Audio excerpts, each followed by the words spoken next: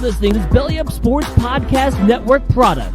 Some said we go belly up, so we made it our name, and we're still here.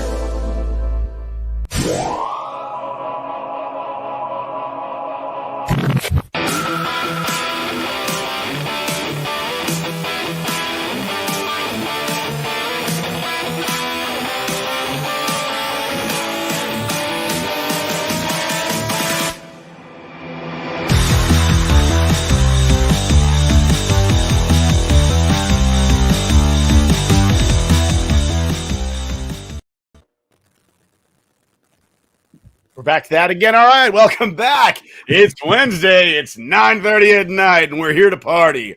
It's me, Nick, with my bestest of buds, Anthony the Rook, TJ, who's hammered, and our intern stat guy, Sal. Welcome back, ladies and gentlemen, to the Scoreboard Addicts podcast. And here we are on another night. We're kicking it off live tonight, and it should be a good time. We got a lot to discuss, some passionate discussions to have. And we're going to change up our format a little bit tonight. That guy behind Sal's leaving already, probably because he wants to catch the show in the car. Probably. But the first things first, it is 2 years since we lost Kobe Bryant, who is obviously an amazing talent. I think the face of the NBA for a little bit. And we mourn the loss of Kobe Bryant and his daughter. But that was 2 years ago today. Today? Yeah, today. It was 2 years ago today. Terrible tragedy. It's one of those things where you remember where you were. I was actually sitting in a hangar waiting to fly to Texas on my way to the Middle East. So I was, and all my soldiers were all mopey about it. And I was like, we're going to war. That's what you're sad about? But you know what, though? It gives you something else to talk about. You don't have to think about that negative shit. I mean, It's still negative, but it's like distant negative, you know? Like, sad, very sad. I just thought about it yesterday, actually, when I saw a picture of him, and I was like, wow, he's really fucking young. That's really sad. Absolutely. I can't believe it's been 2 years already. You lost Derek Jeter, God forbid? No, don't. That would be weird. Don't even go there. Oh, my God. But see, that's what Lakers fans just went through. Yeah, basically. They lost their Derek Jeter. It's fucking sad. Very young, sad, very sad. Yeah, that's I don't know. Kobe just seemed like one of those invincible guys. So when like you heard like the news, I remember I was with my daughter and holding her, and then like hearing about like his daughter, and it was just like, oh my God, I cannot. Like it was just unfathomable how tragic that was. They had a Paul Walker thing on me actually, where I was like, that's not true. Because that the same thing when Paul Walker died, I was like, yeah, that didn't happen.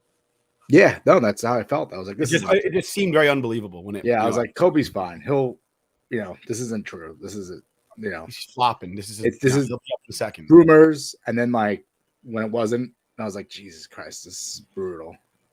I just remember going. I remember going on Twitter, and just that was like the first thing I saw. I was like, oh, it has to be fake. It has to be fake. And then more and more people were talking about it. I was like, oh, what the heck?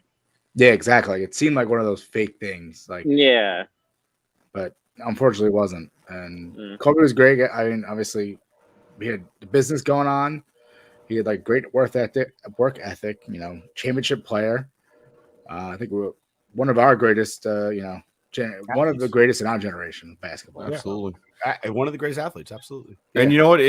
What makes it more sad, I mean, not that it could get any more sad, was he was all about the NBA in his retirement. A lot of professionals, even high-end professionals, they kind of just disappear or they don't want much to do with the game. And the guy was all about the NBA. And I mean, anytime he was constantly at the games and stuff like that, you always saw him around the court side. I mean, he was part of NBA, and like you said, he was our generation's, guy.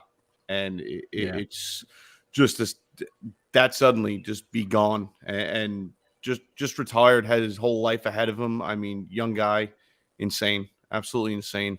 Yeah, terribly tragic. But I guess to move on from there, we got a show to do, and rest in peace, Kobe, Mamba forever. Yep, rest in peace.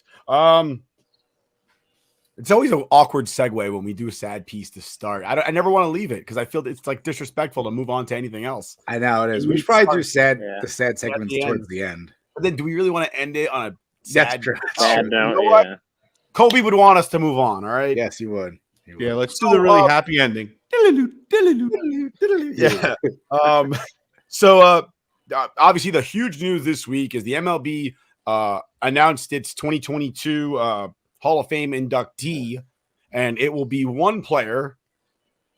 And that one player has turned to be a pivoting point for controversy based on the fact of his getting in and others not getting in, and seemingly not getting in at all, like ever. Not just this year, but possibly never. And obviously that one player who got in is David Ortiz. Congratulations to Mr. Ortiz. And the people that didn't get in, we're talking about Barry Bonds and Roger Clemens, who are two of the, regardless of how you feel about whether or not they did performance-enhancing drugs or whatever, two of the most dominant in the game ever in the history of baseball. And they are not going to be inducted into the Hall of Fame by the Sports Baseball Writers of America, Association of America. We'll change our format a little bit about this. I'm gonna go. I'm gonna go first, and I'm just gonna go with. I wanted to make sure I wrote down a coherent thought so that I wouldn't go on one of my tangents and start screaming and yelling like a freaking crazy person. So I wrote down. I will say you have to say at least at the end one last thing whenever. No, I wrote it down very clearly. Like I got a lot to talk about, but like a lot of bullet points. All right. So the first thing is I just want to say I am extremely disappointed with the voting system. I don't believe that the Baseball Writers Association of America has the integrity or the courage to do what the people want, because ultimately that's what is supposed to be done. The game should reflect the time and the people. And from what I've seen throughout social media, everybody thinks that Bonds and Clemens should be in. I've seen current players from Anthony Rizzo to Marcus Stroman. I mean, they got me agreeing with fucking Marcus Stroman, for Christ's sake. I just feel dirty. I agreed with Marcus Stroman, Ben Verlander, and fucking what's Costello's first name from the Post? That guy. I agreed with Brian Costello. I agreed with all three of them in the last 48 hours. I feel dirty. I feel like I shouldn't be out in public right now because I agreed with I can't stand those guys. I just want to point that out. Ben Verlander and Marcus Stroman are two pieces of shit.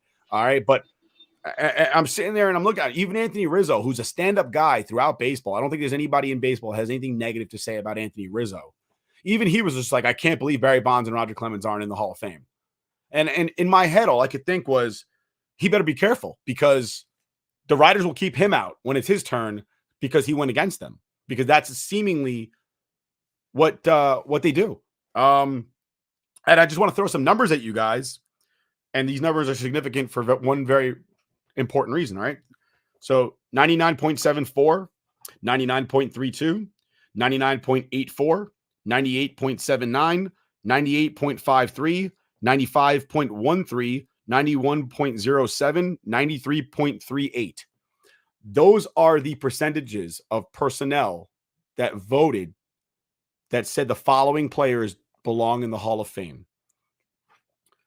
That's Derek Jeter, Ken Griffey Jr., Tom Seaver, Nolan Ryan, Cal Ripken Jr., Babe Ruth, Pedro Martinez, and Ted Williams. So that number sounds really high, right?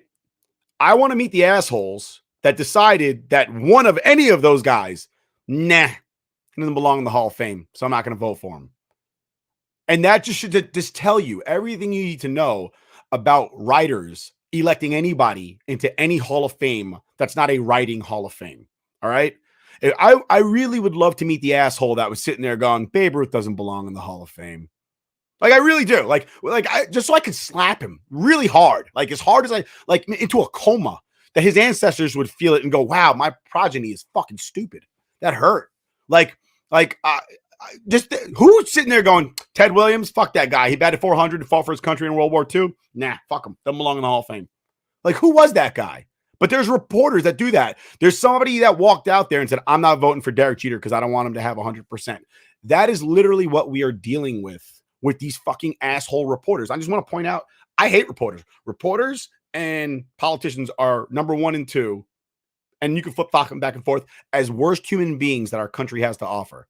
All right. Now, one would argue, well, what about the rapists and molesters and all that? Well, obviously, I think everybody collectively can sit there and say they're not good people.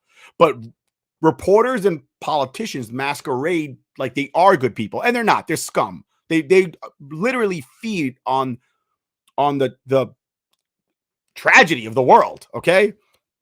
All right. That being said, steroids saved baseball after the strike. That's why they're keeping Bonds and Clemens out, allegedly. That's what they're saying.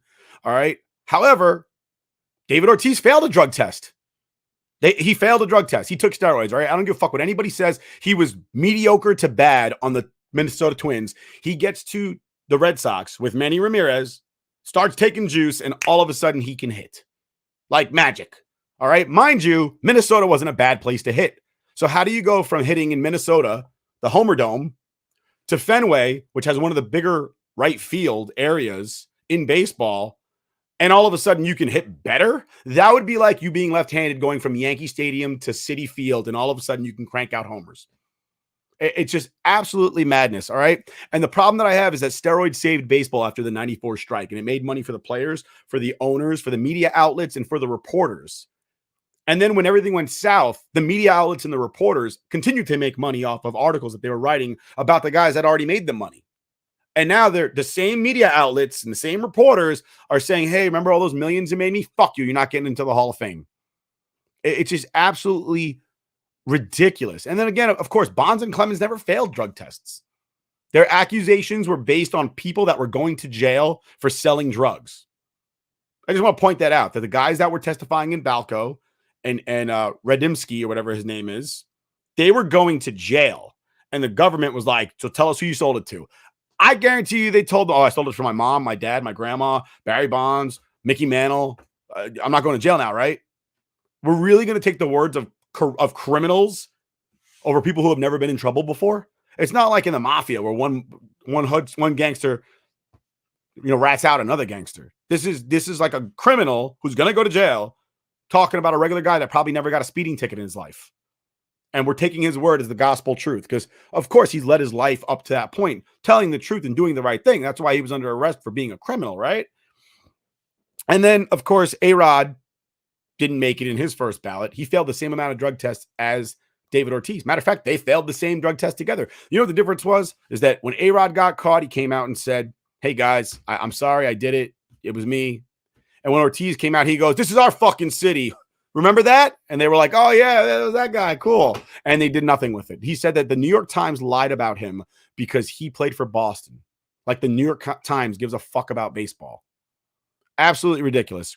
As far as David Ortiz goes as a player, he's a DH. The reason that there aren't that many DHs in the Hall of Fame is because nobody else played DH for their whole fucking career. Everybody else, like DH was for like Mike Piazza would have been a DH in the AL, where you play catcher for 12 years. You're on your last legs. You can't catch anymore. So you're going to play the last 2 or 3 years at DH just because you can still bat, but you suck in the field and then you're going to go off into the sunset. Like so many DHs before, right? I mean, in the 90s, when the Yankees had guys like Cecil Fielder, he played first base, but obviously at that point in his career, he wasn't limber enough to do the job. So he was the DH for the last 2-3 years of his career. Makes sense. And then David Ortiz comes out with his fat ass self at 28 years old, and he became like the first 28-year-old to decide to play 13 years at DH, if you really want to call it playing. So I don't have much respect for that just because I'm not saying it's not hard to hit. I'm just saying it's not hard to improve your defense if you give a fuck. He didn't. And to me, that says a lot about a person in general. And we're talking about people taking performance-enhancing drugs. Guys in the 60s and 70s took amphetamine all the time to give them an extra boost. I saw somebody on Twitter today say, oh, it was because they took them when they were in World War II and they got hooked on them and they kept doing it. It didn't make them better players. It just gave them more energy. If I'm tired today, right? If I'm tired today and I can't play today because I'm tired and I do some fucking crack and it lets me play today, that is literally enhancing my performance. Also, Mickey Mantle came out and said he took amphetamine. He didn't fight in World War II. So I don't know what the fuck that guy was talking about, but he was wrong. And he's full of shit. All right. And then ultimately, maybe the Hall of Fame needs to go away. You know, I always think of that clip from The Office when Michael asks Toby these outgoing questions. Who do you think you are? What gives you the right? And that's what I really think about the entire Baseball Writers Association of America. It's like, who do they think they are, and what gives them the right to decide who the best baseball players of all time are? The guys that got picked last in dodgeball are deciding who the best athletes are? Give me a fucking break. And then last but not least, my parting remark is they made a whole fucking movie about how the Hall of Fame is bullshit because sports writers are assholes. The movie's called Mr. 3000, R.I.P. Bernie Mac, and it's fucking amazing. And I'm out. Next. All right. Well, I mean, to build on that, I agree with everything you're saying. Seeing that the one and only person voted in is David Ortiz, who played one side of the ball. And I'm not going to say his stats aren't good enough to get in the Hall of Fame, but I knew this was going to happen. How could you open up the floodgates to an accused steroid user and then keep everybody else out? If you're going to sit there and tell me if you're drafting a baseball team right now and you have a choice of Barry Bonds, David Ortiz, Roger Clemens, and Alex Rodriguez, you're taking David Ortiz first, you're a fucking liar. You're a liar. End of story. I mean, the baseball writers voting people in, it's a joke. They have biases. They're proud of their biases. They like being the guy to say, yeah, I'm the one that didn't vote for Babe Ruth or fucking Ted Williams. They enjoy that. They enjoy that clout. And honestly, I think there should be some kind of system when you have somebody like that, like a Derek Jeter going in and somebody's not voting for him. I think there should be a panel saying, why? Why? What do you see that we don't see? What numbers isn't he, hitting? What boxes isn't he clicking? Oh, your reason is that no, you don't get a vote. You're fucking gone. You're gone. I mean, anywhere else in the world, if you're shit at your job, you get fired. Yet these guys get a vote and they're allowed to just shit on everything we hold dear. It's America's pastime, and they're treating it like it's their right to say, nah, fuck this guy. I don't care if he checks all the boxes. I don't care that his numbers are better than everybody else he played against, all his peers. I don't like him. Fuck him. He wasn't nice to me. I asked him a question as he was walking out to his car, and he didn't want to bother me, so fuck him now. It's a clown show. And an even bigger clown show is the fact that, like you said, steroids saved baseball. Everybody knew about it, including Bud Selig. Everybody in that locker room knew about it. The owners, the players. The players aren't going to dime each other out unless you're Jose Canseco looking for a fucking buck. I mean, the guy got knocked out on, what's it called? That Barstool fight thing just to make a quick couple dollars. I mean, other than him being a complete piece of shit sellout, nobody else is diming each other out. I'm sure if you found a definitive list of everybody that ever took performance-enhancing drugs, the list would be massive. Massive.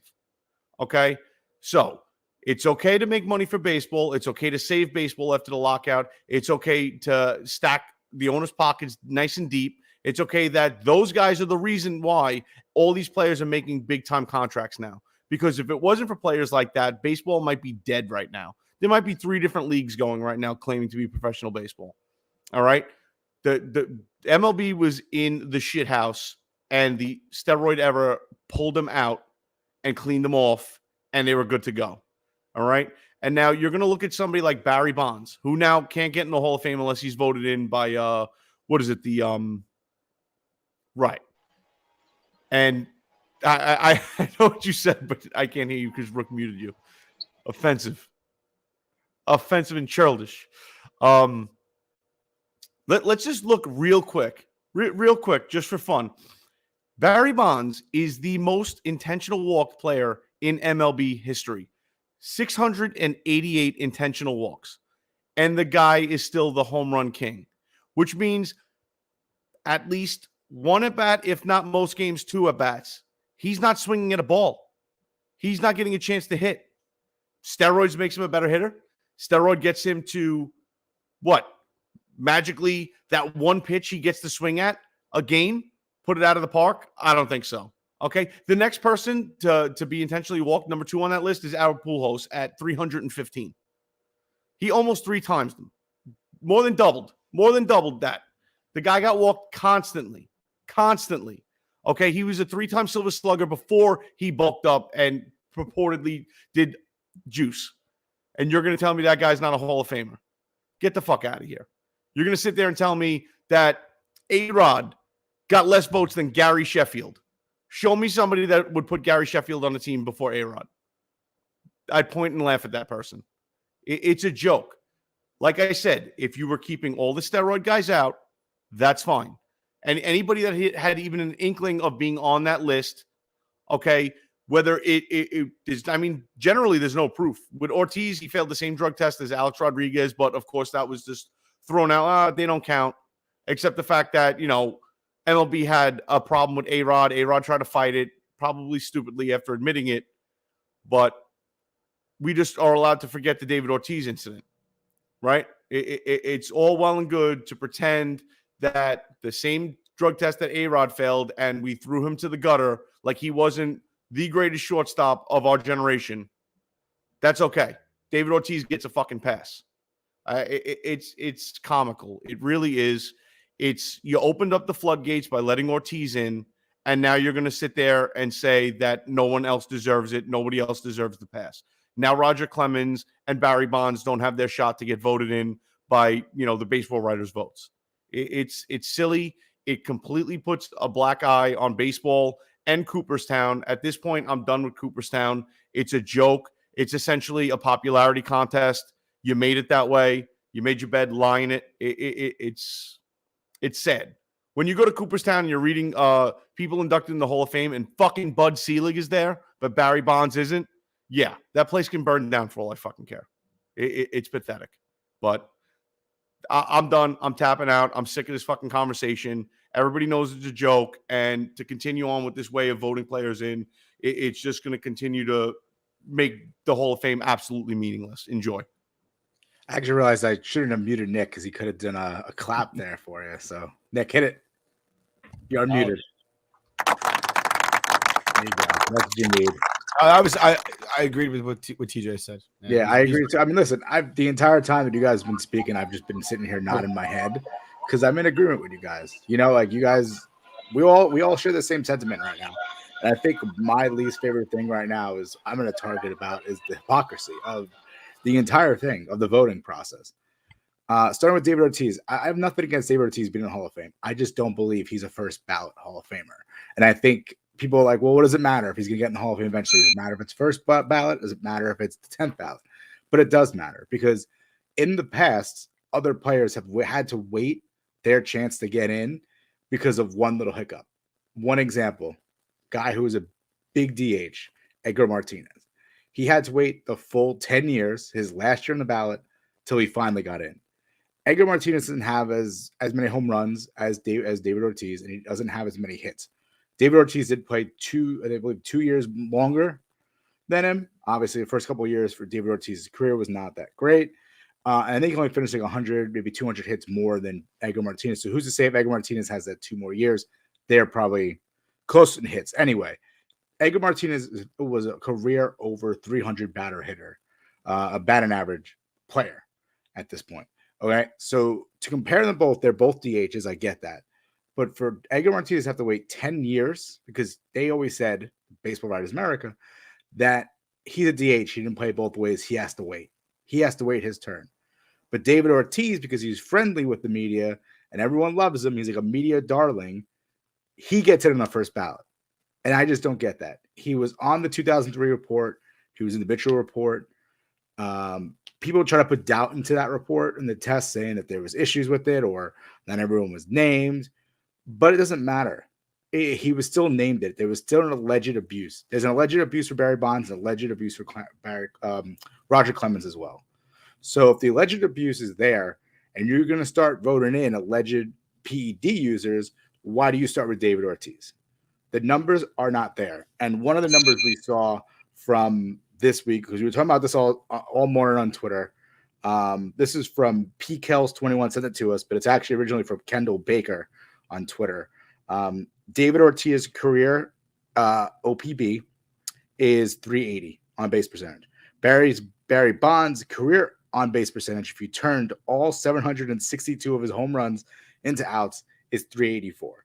So if he did not hit 672 home runs and those were all out, he still has a better on base percentage than David Ortiz. Granted, he was so feared they always walked him. Obviously, that increases the on-base percentage, but it just shows the numbers are there to prove that Barry Bonds is obviously better than David Ortiz. And if we're going to go for PED users like David Ortiz or alleged PED users, then you have to start with some of the best. You have to start with Barry Bonds and you have to start Roger Clemens. And now they're done. Now there's like precedent now. The writers are starting to say they're loosening their restrictions on the PED users, and they're going to start letting some of them in. But now Bonds and Clemens are done. They cannot get in, only throughout a veterans committee at this point. And then further hypocrisy is I respect, I think we had a writer on, I can't remember his name at this point, but we had the writer on our show with Joe Sokoa, and he's like, I'm not voting for any PED users. And I respect that. Because if you're going to be across the board against PED users, that's fine. That's your right to vote that certain way. But if you're going to select and choose which PED users you're going to let in and which ones you aren't, that's when it becomes hypocritical. A-Rod's numbers are better than David Ortiz, and he played both ways, and he was arguably the best shortstop of our generation. Granted, he was suspended towards the end of his career, but he deserves more votes than this. And then towards Bill Evans. Yes, Bill Evans. Thank you, Nick. And then you also have the fact that, David Ortiz is getting because people like him. You also have Jeff Kent, who, if I'm just looking up, he got 32% of the vote. All right, 32% of the vote. He's on the ballot for 9 years. He has one more year left. All right. Jeff Kent was not the friendliest to the media. So because he's not friendly with them, he's not allowed in the hall. He's been waiting 9 years to get in. He is the best offensive player. Oh, yes. Nick, you're right. He got suspended for association with biogenesis, not for a failed test, though. Still, yes, correct. So back to Jeff Kent. Just because he treated the media like dickheads, like which they are, because they're just as mean. They're just as mean as he was being to them. Some media members ask horrible questions. They beat you up in the papers, and then you're supposed to be friendly with them later on. And because he wasn't friendly with them, he's now waited 9 years. But he has people like Manish Mehta. Good point, Nick.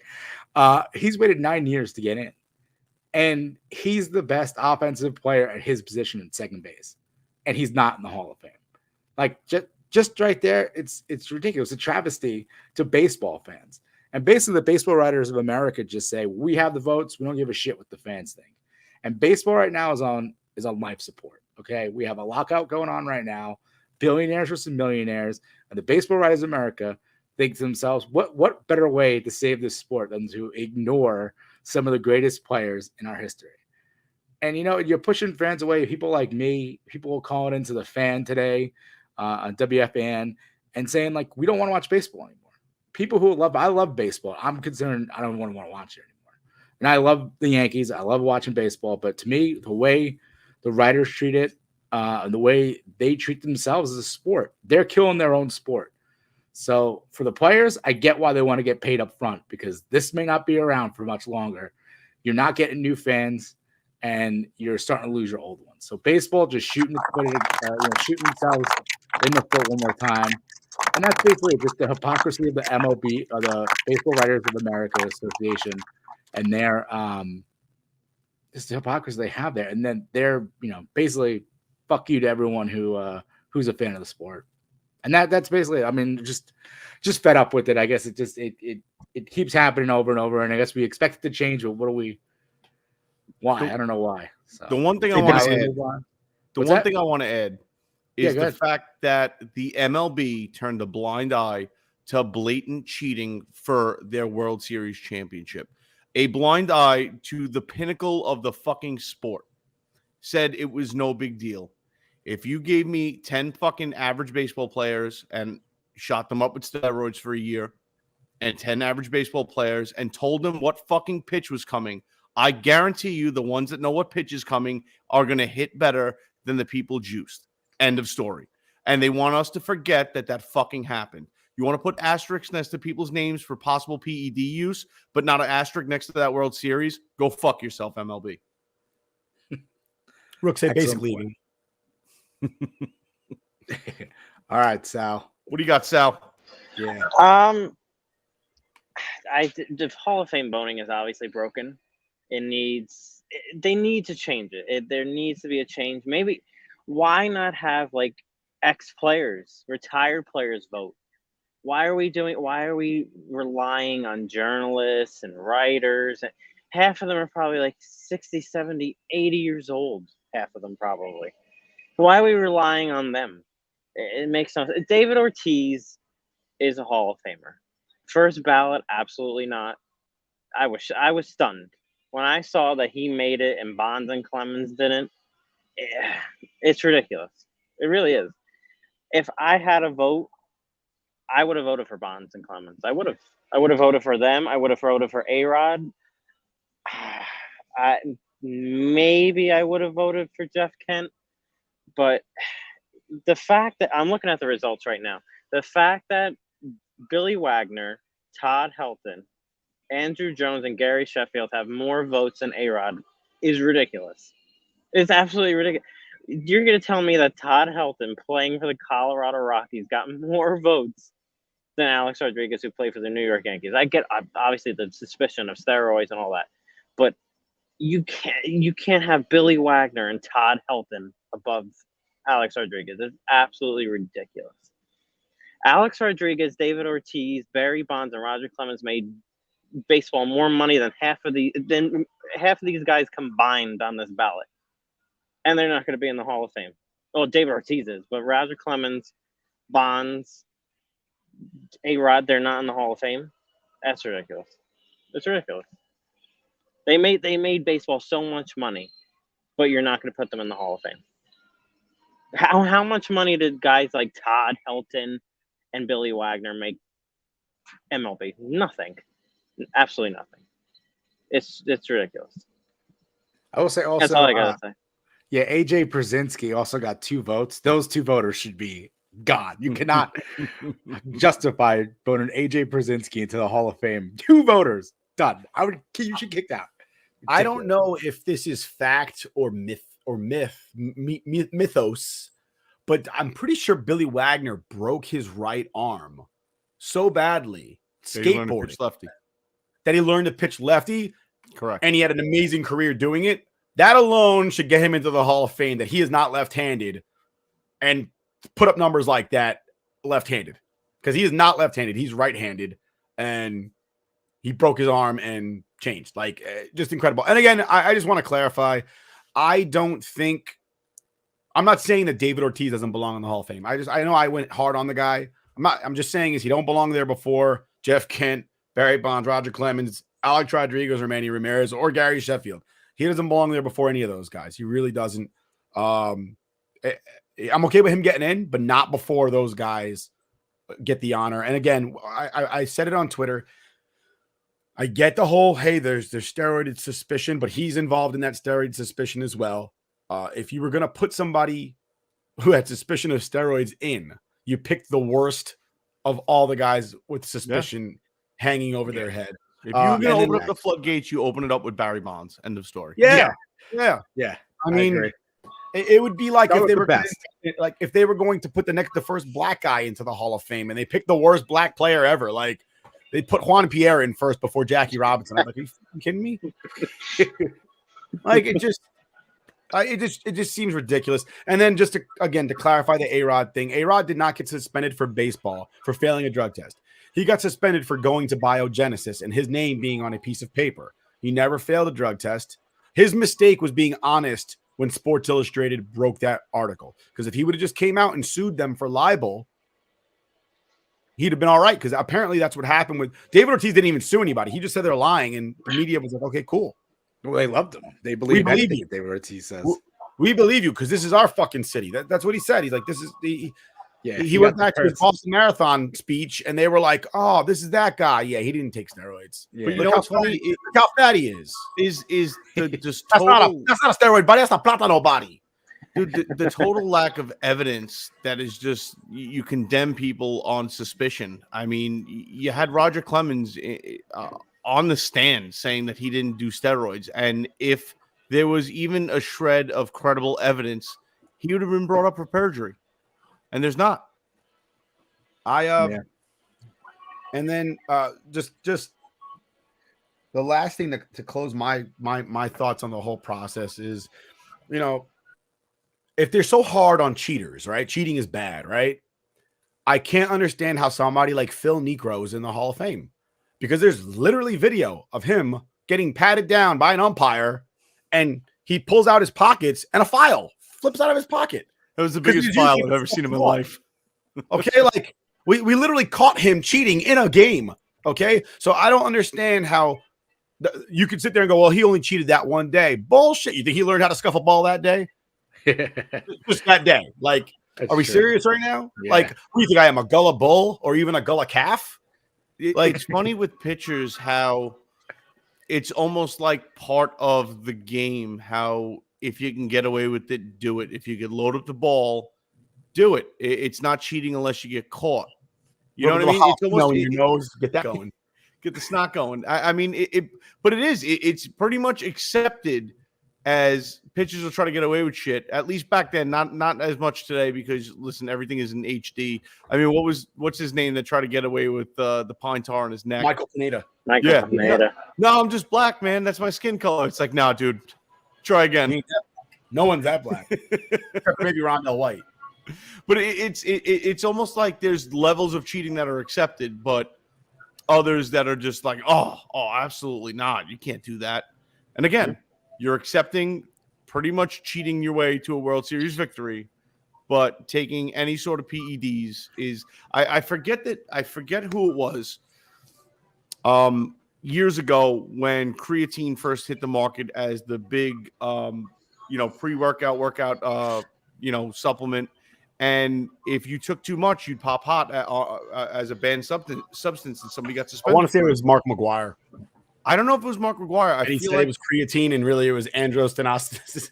It was andro. No, but somebody. I feel like it was it Palmero? No, it wasn't Palmero. It was somebody that you wouldn't consider a steroid guy, and he said that he was taking over-the-counter GNC supplements, and it was creatine and stuff like that, and there was a whole thing about how it could make C4 used to make you pop hot for amphetamine.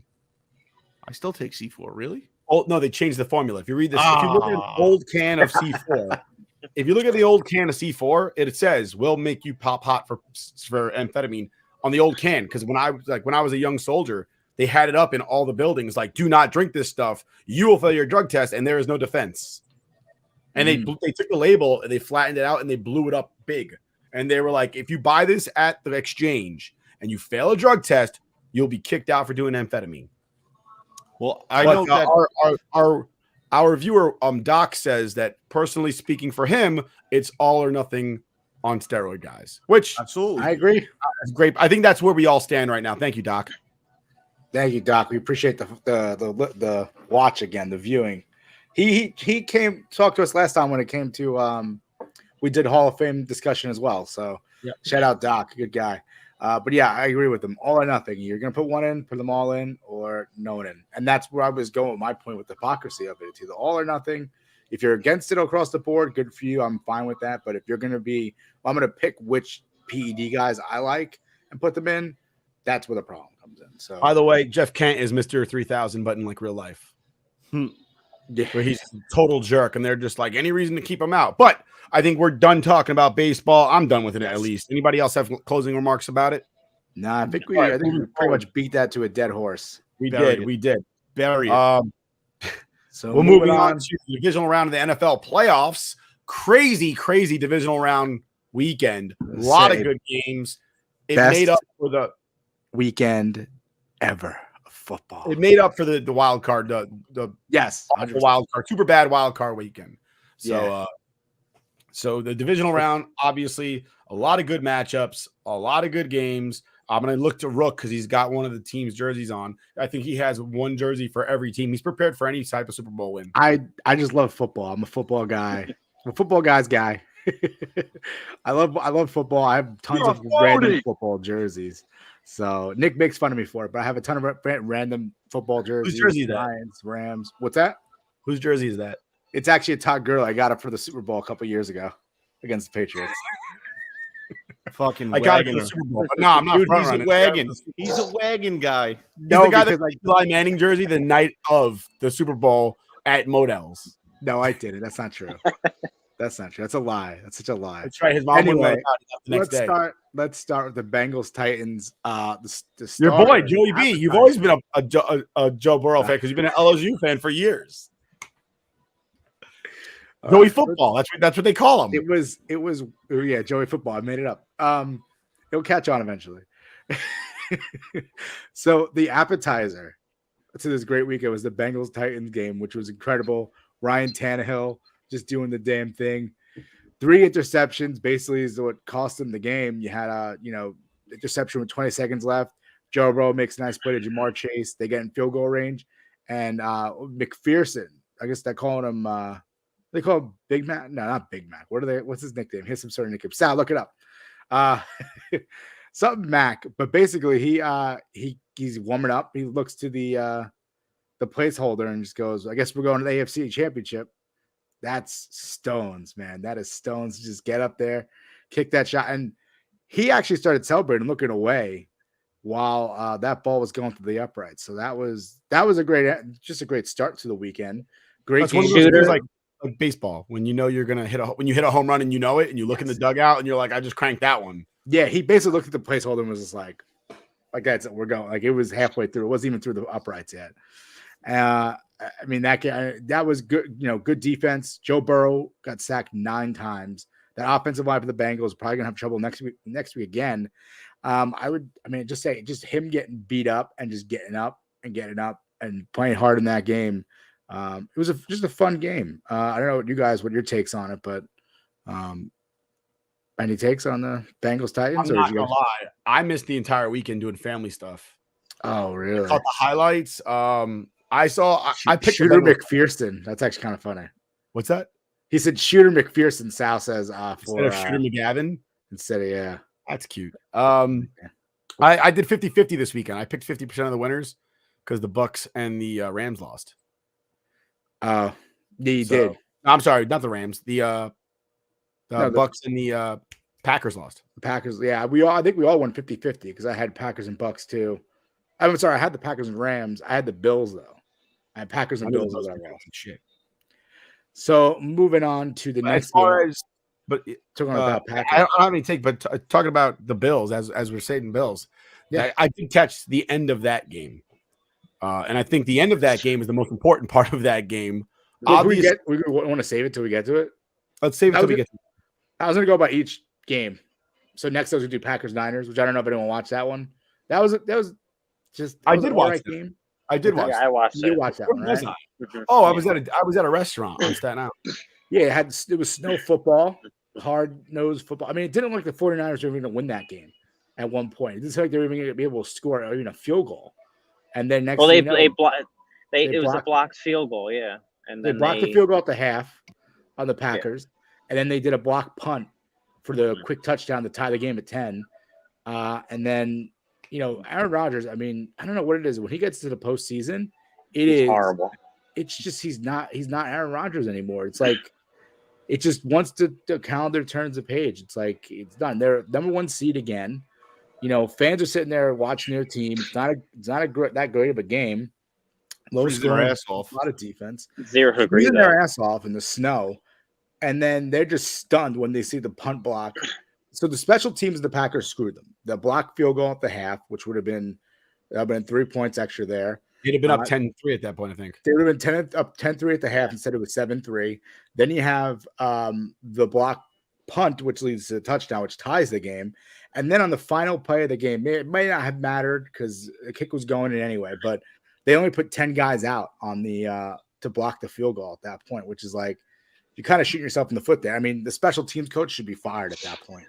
I mean, that you basically cost that team a game. I mean, they could have won that game. They could have pulled it out. But special teams, listen, you got to be good at all phases of football. You got to be able to be offense, defense, and special teams. There's 3 teams there. Make sure everyone's on the same page. Everyone's playing crisp. And the special teams didn't do that. And the Packers, unfortunately, were lost because of it. So, Nick, you watched it. So you have any takes on that game? Yeah, I was at dinner. My girlfriend's mad at me because I'm watching the TV over her shoulder instead of talking to her. And I'm not kidding. She knows I have problems, so she never gets mad at me about that. I do so many other. You're an addict. You're a scoreboard addict. I got problems. But they're not here to be on my sofa listening to my problems. And when they didn't score before the half, I looked away. I got distracted for a split second. I was eating this delicious chicken parm, and I looked down to eat my chicken parm and get a little spaghetti on there, right? Get a little sauce, right? And I went like this. And I looked up, and they're all running into the locker room. I see the score, and I go, the fuck just happened? They should have walked away with some points there. Something, anything. And they didn't. And I was like, did they? And I go back to ESPN, like, I missed that kick. Damn you, chicken parm. I love you. Where's the chicken parm from? What's this place called? Man, I don't know right now. No, all right. Go ahead, finish your point. I think it's called Pacelli's on Highland Boulevard. Oh, yeah. Very good place. Very good. Very, very nice guy. The guy Franco, super nice guy. I think he was hitting on me, but whatever. It you know what? Rodgers looked uncomfortable. Yeah, he did. He didn't look comfortable at all. He really did. He didn't want to be there either, right? At some points, he I don't give a shit. I don't He want wants to say off that team. it didn't look like Yeah, he was saying I don't give a shit. It looked more like it was like I'm not doing this by myself. Like fuck it. Like not that he didn't care, that he was done with it. Like this is fucking crazy. Yeah, it was. You know, like when you're shoveling snow and it's continuing to snow, No. and you're just like, you know what? I'm going back inside. It's not that you don't care. It's that you're done. Like, okay, I'm done with this shit. I'm not doing this anymore. Yeah. You know, I think a lot of it, Meredith just said, I think Franco was hitting on you too. So, Doc says Rodgers is the best regular season quarterbacks ever. That's where the story ends. So, yeah. Thanks again, Doc. That's a good comment. It's totally true, too. There's a lot of players like that. They're just really good regular season players and just don't play in the postseason. But, yeah, I honestly don't I don't know what went wrong, but I don't like to blame it on one facet of the game, because you can sit there and play special teams all day long, but ultimately, if the offense doesn't put the special teams in that position to miss that field goal and they score a touchdown, then we're not talking about that anymore. So the offense wasn't great either. It's a team sport. Everybody can take some blame for why they didn't successfully move forward. Yeah, it's just what is highlighted, because, like, once again, you could look at 3 plays and be like, all right, these are the 3 plays that are biggest turning points. But granted, if the offense didn't play that great either, defense played well. Defense only gave up 13 points. You would think if I told you the defense, the Green Bay Packers gave up 13 points, you would think Aaron Rodgers would have beat that. But those three plays, it's what do they call it? It's the butterfly flapping its wings. Yeah, it is. You know, that's what those 3 plays are. Because ultimately, pivotal moments, basically. They are, but at the same time, if something different happens the play before, then those plays, the ripple effect changes those plays too. So everybody has a hand in failure in football, and I think that's a great thing about the game. TJ, you got any thoughts? No, honestly, I think out of the games this weekend, that was offensively the letdown game. It wasn't the game that we thought we were going to get. I mean, the faux pas on special teams, and then and you know what? We're driven by points, especially in the betting world. We want to see touchdowns. We want to see field goals, and that game was a letdown. But I think the biggest letdown was just like the zero emotion from Aaron Rodgers. You'd think that guy would be, you know, trying to win a championship. All the shit talking that went on before the season started is Aaron Rodgers coming back to Green Bay. He's talking about the team. The team is ready to win. You know what I mean? You can't tell me that team is not stacked. And then for him to just kind of go out with his malaise, like melancholy, yeah, whatever, fuck it. Football sucks. I'm going to go off and continue to hate my family.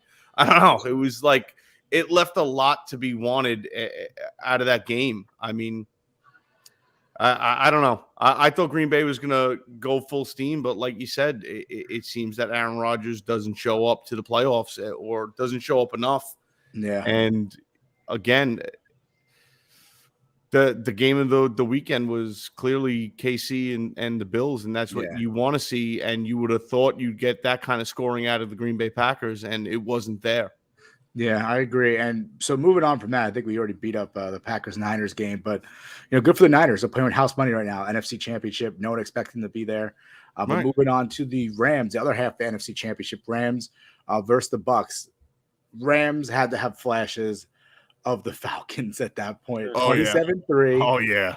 Almost the exact same score. The 28-3 against Brady. The Falcons gave them the Super Bowl, and then almost an epic collapse by the Rams. They did everything possibly to let Tom Brady back in that game. They had the fumbles by Cam Akers, the fumble by Stafford. I think it was the bad snap that went flying behind him. I mean, it was like anything could possibly go wrong. Jalen Ramsey giving up a touchdown, which is rare to see, but Mike Evans is a great talent. That's going to happen with a guy like Ramsey. But I mean, it was one of those things. I'm watching that game and I'm just getting pissed because I'm like, you guys are letting Tom Brady into this. Like, this is not like, how much luck does this guy have that he's still going to win this game when he was down 27-3? You guys are fumbling it.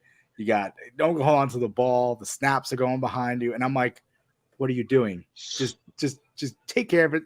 Win this game already and move on. They eventually do tie it. Leonard Fournette, great touchdown run there.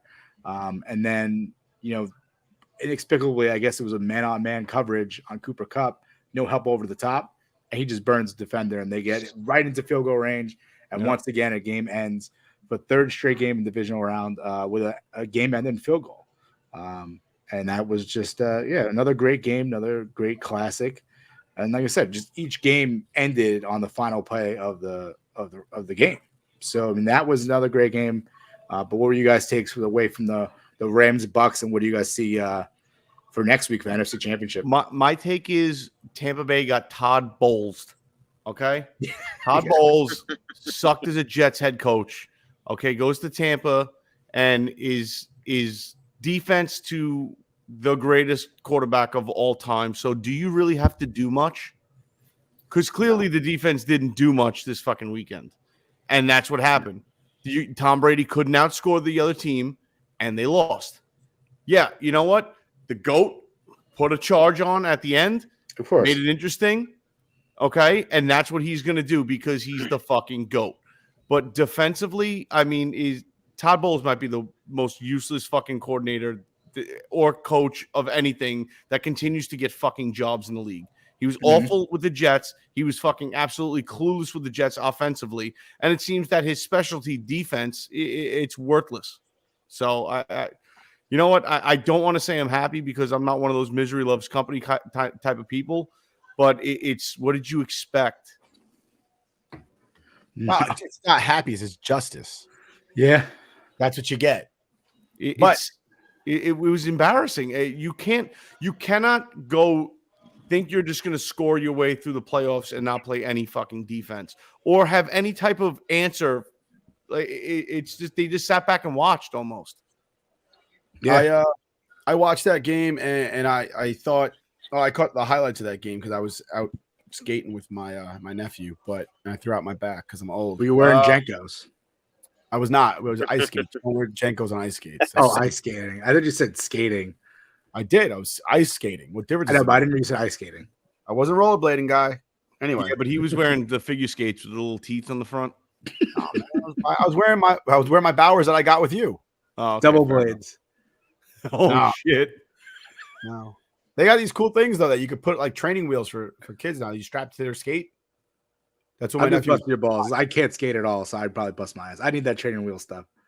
Because they ran out of those freaking little PVC The push pipe guard things. Yeah. Yeah, Oh, push yeah. guard. They ran out because there were like 8 million kids there because at the pavilion they play league hockey and it like backed out. So there's only 2 hours for free skate. Anyway, You remember what happened last time me and you went to open ice skating at the I pavilion? checked you almost broke your tooth. Yeah.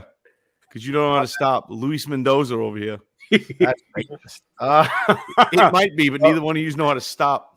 I could stop, man, when I was younger and didn't have bad knees. Now I'm terrified I'm going to dislocate a kneecap if I throw the brakes on. Excuses. That being said, Tom Brady busted his lip, gets up and gets a flag. I love that, by the way. I fucking love Ref. that. When they asked the ref why, he goes, he cursed me out. And I was like, finally, this baby back bitch doesn't turn around and go, where's my flag? And the referee goes, oh, I'm sorry, Tom. Here you go. He was like, you ain't got a fucking flag. Why? Because you're bleeding a little bit? What are you, fucking White Goodman? Nobody makes me bleed my own blood. Throw a flag, ref. And the ref was like, no. And he was like, fuck you, ref. Fuck you. The ref was like, oh, here's your flag, buddy. Yeah, here's your flag. I'll show you. I'm going to clap it up for that ref. Good for you, buddy. Yeah, go for that. So that's the only comments I have about that game. And I love Cam Akers. He's a Florida State guy. Jalen Ramsey is a Florida State guy. He played a terrible game from what I understand. And he didn't play well. He didn't represent DBU well for that game. But no, he didn't. I don't think any defense represented any team well, except for maybe the Packers defense. But they lost. Who gives a fuck? So moving on to the main course of the weekend, the Kansas City versus Buffalo. And this is just Buffalo fans, if you're listening, I'm sorry. You guys might have to just shut it off because this is – You're going to be sorry. Be sorry that they're from Buffalo. No, you know what? They have nothing to be embarrassed about. They played. No, they played well. Josh Allen, the stud. Just, leave the excuses at the door. Don't blame the rules because we all know what the fucking rules were when we started the game. Exactly. And I don't blame the overtime rules. If you're going to blame the rules, you didn't deserve to win in the first place. No. Right. Listen, it's not like simple. You can't sit there and blame. You made it up halfway through the game. No, right. It's not. You can't sit there and blame a coin flip because the one thing I don't like is Buffalo Bills fans are sitting back like, well, we had no chance to win because we didn't win the coin flip. It's called fucking defense. Yeah. Stop them. Score more points during the regular fucking. You could have won in the fourth quarter with 13 seconds left and you let them tie it. Like, come on. Yeah, that too. It's like enough of the excuses. It sucked. There's so many things. You could see both teams deserve to move on. Let's put it that way. Both teams deserve to move on, but only one could. And you cannot sit there and say we got a raw deal because the rules have been the rules. Everybody knew the rules going into the game. Kansas City had the same raw deal. What was it, 2 years ago? Something like that. No, 3 years ago. 3 years ago. Got the same raw deal. Okay, it is what it is. You can't sit there and say, oh, we have to change it because of this issue. No. Play defense, score more points in regulation, win the game. But that's the deal. How do you not? You let them listen. I get it. Tyreek Hill, you can't fucking stop the guy, but you got to do something. If you want to go to the Super Bowl, you got to be able to stop the guy from marching downfield. What was it? 2 plays they were in field goal range. 2 plays. Yeah, 2 plays they were in field goal range. Kelsey and Hill. I mean Hill and Kelsey. And yeah, they got there. You got to make a stop. It's all or nothing. Seconds. So, with what TJ said about you had the opportunity. I when he said it, I immediately thought of if you ever watch The Ultimate Fighter or any of those Dana White events where it's not pros, they're guys looking for contracts.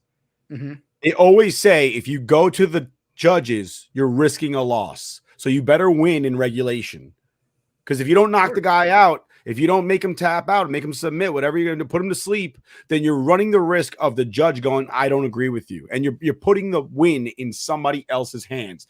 And in the case of this game, the Buffalo Bills and the Kansas City Chiefs both put their future in the hands of a coin.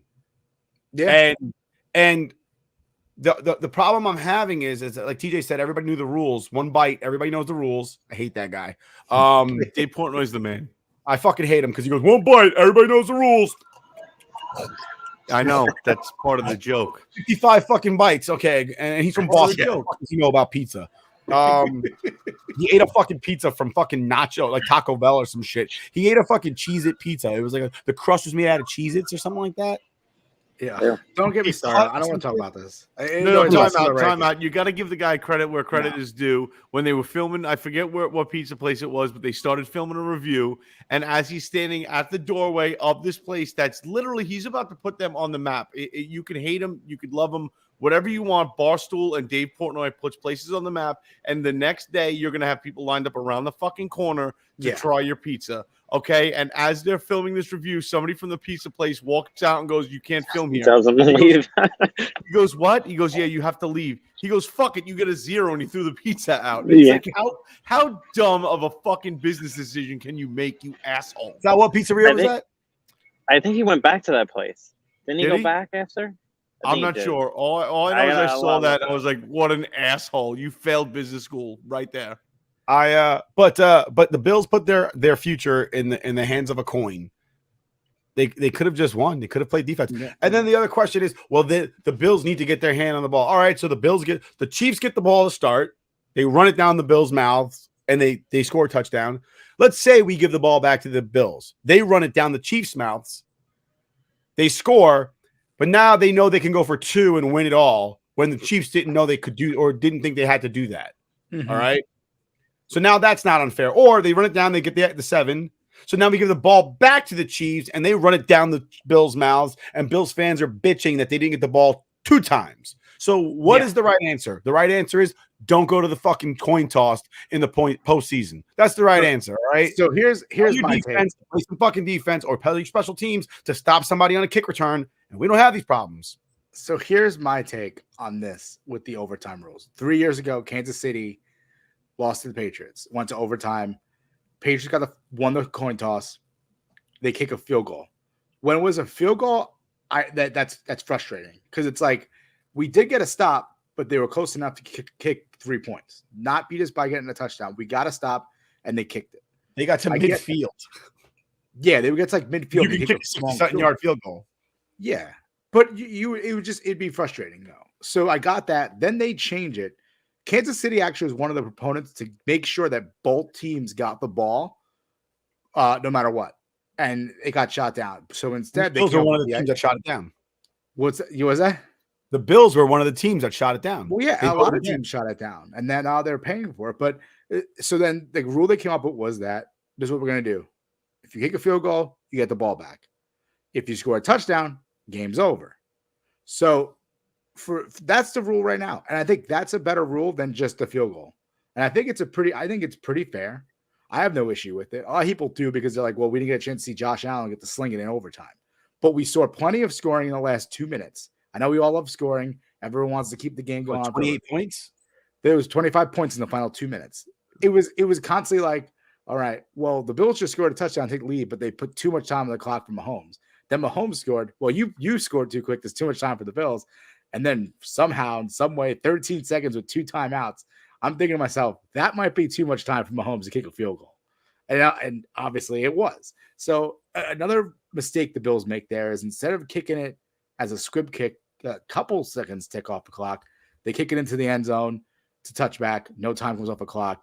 Then they're playing the deep safety. Like they're playing basically zone, like prevent defense, basically. Where if you were playing up, it always fails. Prevent defense, nothing. Oh, except from you winning. That's the old saying. Yes, that's the joke. Prevent defense just prevents you from winning. And they needed to be up, do some press coverage, waste some time, make Mahomes think about where he's putting this ball because there's good coverage there. Instead, they're like, let's dump it deep to Tyreek Hill. He gets 19 yards. Then all I have to do is one more pass to get to Kelsey or somebody, just get us in the range of the field goal for Butker, who's an incredible field goal kicker. And next thing you know, now you're in overtime. So the Bills have no one to blame but themselves. I'm sorry. Don't blame the overtime. Don't blame the refs. Just blame yourselves. You guys lost that game. The defense didn't hold in the overtime. Mahomes is incredible. Josh Allen's is a complete stud. If we're seeing Josh Allen versus Mahomes in the future, I'm going to be upset that Zach Wilson didn't get better. We're yeah. Sorry. But you know what? That's what we should be talking about, and not the focus on fucking change the rules. It's sad that we're not discussing how great of a game that was, because that was the game of the fucking year.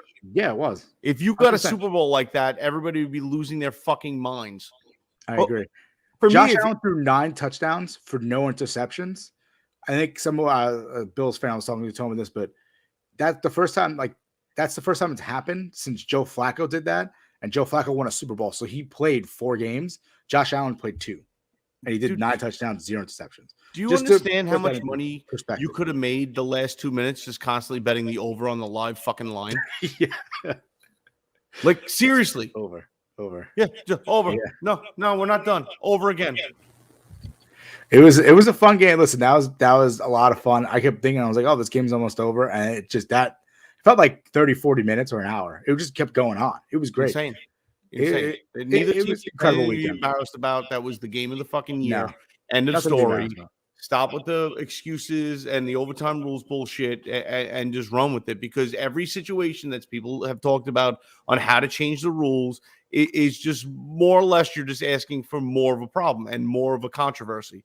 I mean, I could see the only one I like is the idea of forcing you to go for 2 and both teams get a chance at the ball.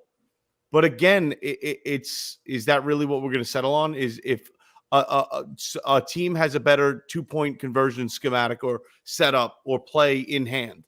Because most of the time, teams don't really run 2-point conversions. Very rarely. Yeah, it's just essentially the 2-point conversion comes into play when you need that point, or when that point makes more sense because it puts it at a 2-score range. I think the problem I have with changing rules overall is just flat out, where do you draw the line where you're like, all right, we're not changing rules for this crap anymore? I mean, the Falcons could have been like, it's not fair. I had to play the third and fourth quarter. We were beating the shit out of them at the half. Why don't we just get rid of the third and fourth quarter because we lost? Like, are we really just going to get salty about rules because you lost because of it? Where do you draw the line and go, listen, the rules are the rules. You fucking lost. Get over it. Move on. Speaking of moving on, rules. Speaking of moving on, perfect segue, Nick. Championship Sunday. I guess let's just do a quick preview. We're running a little long here on the NFL stuff. So, Rams versus the Niners, NFC West, rivalry here. Shanahan owns McVay. They're 6-0. The Niners are 6-0 against the Rams under McVay. And then we also have the other side, AFC Bengals versus the Chiefs. Obviously, with the Bengals and Niners both being surprises that they're in the championship here. So let's go around the horn and let's see everyone's picks here. So starting with you, Nick. I'm going to go championship winners for this one. In our Super Bowl is going to be the Chiefs and the Rams.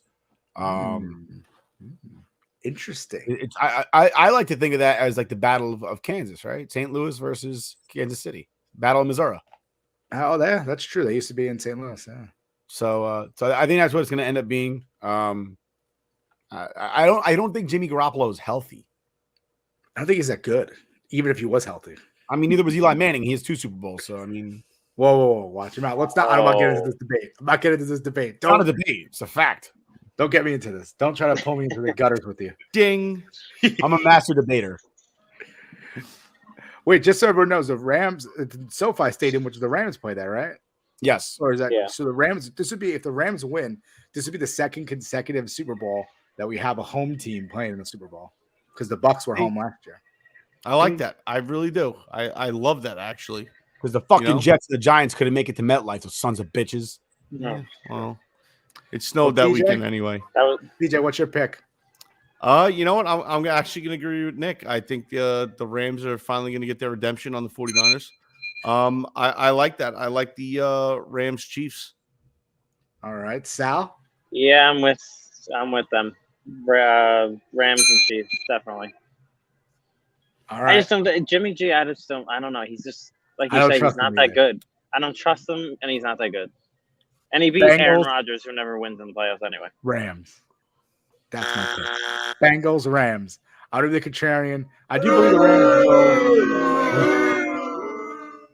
I do believe the Rams will, wipe the floor of the Niners. That's my pick for them. Obviously, I'm being a little crazy here picking the Bengals, but Joe Burrow, as Nick knows, big Joe Burrow fan here. You want to put some money on it? Also, I was kind of hoping you were going to pick the Niners as you sat there in a Rams jersey. Yeah. Hold on, you showed up in a Jimmy Garoppolo jersey or some shit. If you're that invested in the Bengals, do you want to put a little money on it, pal? Yeah, I'll just put it on my app here. I'm not going to put money against you. No, I'll give my money to the books like every other game. No. Let's do the old Nick shave your head bet. Yeah, okay. I'm not shaving my head. I got a razor for you, boys. No way. I don't believe in them that much. But yeah, I'm gonna go Bengals Rams. It'll be fun.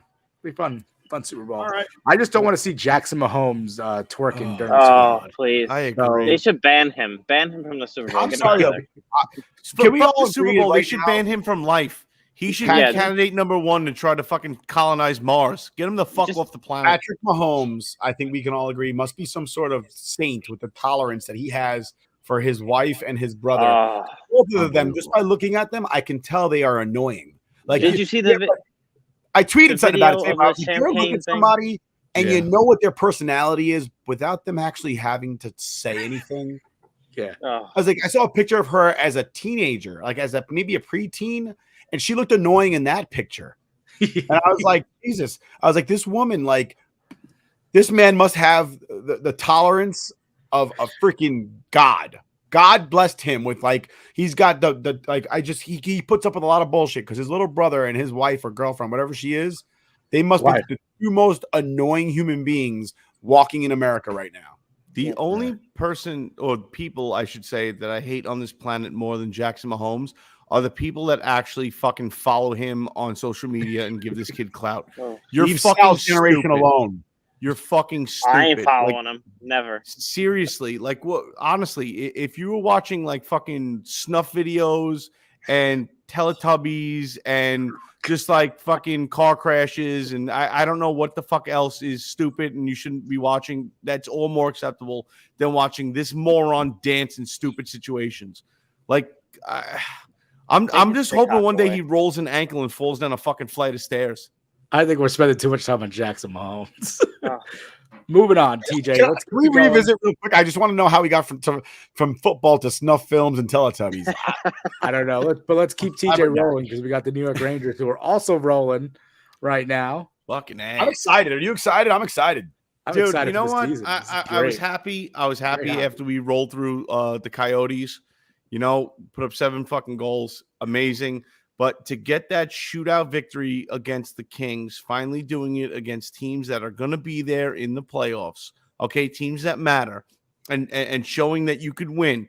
Yeah, it's a shootout win. You know, it's one of those coin flip things. Who's going to put the puck in the back of the net with you know, the one-on-one you versus the goalie opportunity? You don't get that in the playoffs. You play it out in regular periods through OT, but it's still a win. And Chris Kreider sitting atop the goal-scoring leaderboard with 30 goals. Amazing. Okay, like I said, we were talking about this last week. If you told me Chris Kreider was going to have 30 goals this year, total, I would be happy with that. And we're not even at the All-Star break, and my man's got 30 goals. Amazing. Incredible. Love to see it. Okay, and then, dude, that Adam Fox shootout goal, the last time Adam Fox was in a shootout, okay, your reigning Norris Trophy winner. Okay, the last time he was in a shootout, he said was probably like juniors. Okay, and steps up, says he put on a move that he knew he can pull off, and just fucking rifles it top shelf. It gets no better than that. Okay, it gets no better. I was like, where'd the puck go? Because he shot it, and I was like, he missed because I couldn't see the puck. Yeah, it got stuck in the net. Yep, dude, but incredible. The camera and the top of the back of the net. Dude, absolutely incredible. But how great was the Lafreniere goal right before it? As he goes by the Kings bench with putting up the one at Byfield, who got drafted one spot ahead of him. And Byfield just scored the previous goal, and Lafreniere goes up there, 5-hole, 1. Dude, you know what? You love to see it. Love it. I know some people don't really like the shootouts at the end. I love it. I love seeing those goals. I love seeing those maneuvers because essentially the one thing you don't get enough of in today's hockey is you're really not seeing a lot of breakaways. You don't get that. You get it at the end of a power play, maybe. But you really don't see it because everybody right now is like the pinnacle of athleticism. Everybody's in tip-top shape. Every person on the team, on that roster, is in the gym. They're all gym rats. They're all health nuts. Okay, so it's hard to get behind the defense nowadays and get that breakaway, at least a breakaway with room where you can put on one of those ridiculous moves. Okay, so coming down to seeing those moves in the shootout, I love seeing it. I love to see that one-on-one, you versus the goalie. The puck's going in or it's not. What do you got? There's no defense. There's nobody to beat. Panarin does one of those moves once per game. I understand that, but when you have that space and that time and that room, you know what I mean? It's just magic happens, and I love shootouts. I really do. I really do. I think it's on me. I don't like the stress that it puts on me, dude. It's epic. And the other thing I don't like the way it's written in the box score. It drives me crazy. But how else are you going to do it? I don't give a win and a loss. Fuck. For Christ's sake, a win and a loss. Right. But then again, the points won't change. Right. The win-loss record just looks weird. I understand. I understand where you're going with that. They played 40 games, but these two numbers don't add up. What the fuck? And then you don't really know if they won or lost that shootout. Yeah. No, I get where you're coming from. Or that overtime. I get where you're coming from. But then, I mean, you're going to start arguing that point. You could argue the points. Well, if you score in a shootout, that should count towards your goals for the season because you won. You scored. I mean, it opens up a whole bag of shit. So Doc has a question. One thing you could bring back to hockey, one thing you never want back. Great question, Doc. I never want the fucking 2-line pass back ever. Fuck the Devils. Fuck that reign of terror that they had, just playing boring-ass bullshit trap hockey. I never want to see the two-line pass ever rear its ugly head. Absolutely That was going to be awful. my thing, too. I was going to say never want that back either. No, never in a million years do I want that back. One thing I would want to see come back to hockey is a little more grit. Everybody's a little too soft nowadays. I think the physicality of the game is there, but when you do see it, especially a big hit, it's automatically a fight. You shouldn't have to get into a fist fight to defend your teammate. If you have your head down and you get lit up, that's part of the damn game. It's part of the game. Pick your fucking head up. I hate seeing that every time somebody lays somebody else out with a clean shoulder-to-body hit, there's a drop into the gloves and a fight. It doesn't need to be, and that's what slows the game down. I want to see bodies going into other bodies. I want to see people going all over the place. I want to see them loosen up on. If you rewatch anything in the 90s, especially like the Rangers Devils in the 94 Cup run, I mean, you talk about what would now be holding. Everything is holding in those games. I want to see a little more. Grab the guy, bring him in a little bit. Use your arms a little bit more. The second you take your hand off the stick, it's automatically holding. And I think there's holding where you're grabbing a jersey and pulling somebody back, and there's holding to use your arm off the stick to leverage against somebody. I want to see a little more physicality come back to the game. I want to see a little less of the quick whistles and the quick penalty calls on the second that hand comes off the stick. It's a holding penalty. I would bring back the Jason masks for goalies. I don't care if it's unsafe. You would see somebody die, bro. Somebody would fucking die on the ice. They can catch better. They don't worry about it. Dude, you're talking about those masks were in play when the sticks weren't even fucking curved and the puck didn't really leave the ice. I know. Okay, now you're talking about somebody ripping 106-mile-an-hour slap shot at a piece of plastic made for a fucking horror movie. There would be more bodies on the ice than in the Jason movie. So one thing I don't want coming back is the old regulation-sized goalie pads, because they used to be wider, which resulted in less scoring. And scoring's fun. Every sport had grasped that concept at this point. If you can't score, nobody wants to watch 0-0. It's just soccer. Not fun. It's soccer, and that's why soccer doesn't catch on in America. No, it doesn't. Because all of our men are busy playing real sports. But I would hate for those big pads to come back. What were they, like 4 inches bigger, 2 inches on either side? I believe so. Right? That's 8 inches across. Huh? Sounds right. Yeah, that's 8 inches across. Yeah. And I wouldn't want to see those come back. And like you said, I would like to see more. Like, I feel like fights were allowed. I wouldn't say allowed more, but I feel like a fight 20 years ago was a legit fight every time. It wasn't like some bullshit because somebody's feelings got hurt. And if it was going to be a real fight, the refs didn't try to stop it every fucking 5 seconds. All right, boys, go ahead. You're going to get 5 for fighting, but whatever. Now it's like, oh, they're giving each other dirty looks. Let's get between them now. I like that point, and I like the way older hockey was, and not even that much older. I mean, in the 90s and early 2000s, you couldn't sit there and chirp and make dirty little fucking moves and pull little bullshit Brad Marchand plays and get away with it because you'd be a bitch. You'd be considered a pussy if you didn't. You're going to chirp. You're going to do stupid shit. You got to drop the gloves and defend it. But that's what I mean. And it seems like that's when somebody over the net. He flipped somebody over the net this year. But that's what I mean. I think, and that's when it kind of started on that downtrend where you got these high profile players. Everybody's a millionaire in the NHL now. The money's pumping in. Everybody's in the gym. Everybody's athletic, and you're not getting those. Hey, listen, this is still a man sport. This is still hockey. Step the fuck up.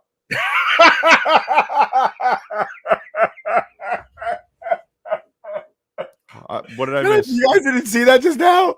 What did I miss? No, I saw it. He's in his little protein bar. He goes like this. He's like, he's looking. I don't know why, but he looked at me. I'm looking at you. I see him looking at me. He goes,